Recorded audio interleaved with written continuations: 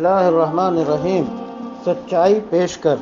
تربیتی نظام اور سرمایہ تاریخ کو مغرب نے بڑی آب و تاب کے ساتھ پیش کیا ہے،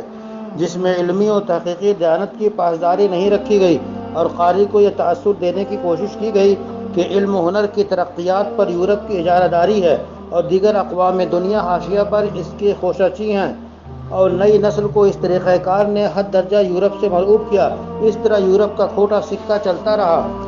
اس کے ساتھ ایسے نظام تربیت بھی پیش کیے گئے جو تربیت کے بجائے فساد اور تخریب کا عنصر اپنے جلب میں لیے رہے اور افراد و سماج کو گمراہ کرتے رہے۔ تربیت کا حقیقی نظام اسلام ہی اپنے دامن میں رکھتا ہے، لیکن اس کے حاملین نے اس نظام حق کو پیش کرنے کے جو ذرائع اختیار کیے وہ زمانے کے رنگ سے ہم آہنگ نہ تھے، کیونکہ انہوں نے زمانہ کے مزاج و مذاق سے دینی رہنمائی کے مطابق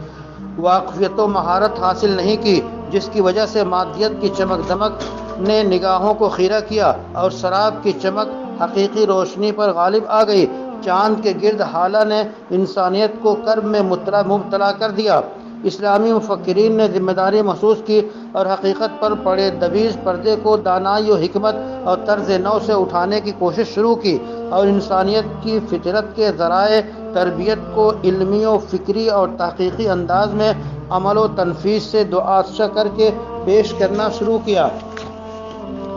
افراد سازی کے ذریعہ معاشرہ سازی کا بیڑا اٹھایا تاکہ صالح تربیت یافتہ معاشرہ کے منتخب افراد نظام کی باغ ڈور سنبھالیں اور زندگی کا ہر شعبہ درخشاں ہو۔ مغربی نظام کے فکر و تنفیذ کا تضاد اور مغربی فکر کا کردار کی حقیقت کا تجزیہ علمی اسلوب میں ڈاکٹر عجیل جاسم نشمی نے پیش کیا ہے، جو دینی علوم میں مہارت کے ساتھ مغربی علوم میں حذاقت رکھتے ہیں اور دین و دینداری کے جامع فکر انگیز کتابوں کے مصنف اور جذبہ دعوت سے سرشار ہیں۔ انہوں نے زیر نظر کتاب میں مشکلات کے ساتھ مرحلہ وار تربیتی حل پیش کیا ہے جو وقت کی ضرورت ہے۔ اللہ شرف قبول بخشے۔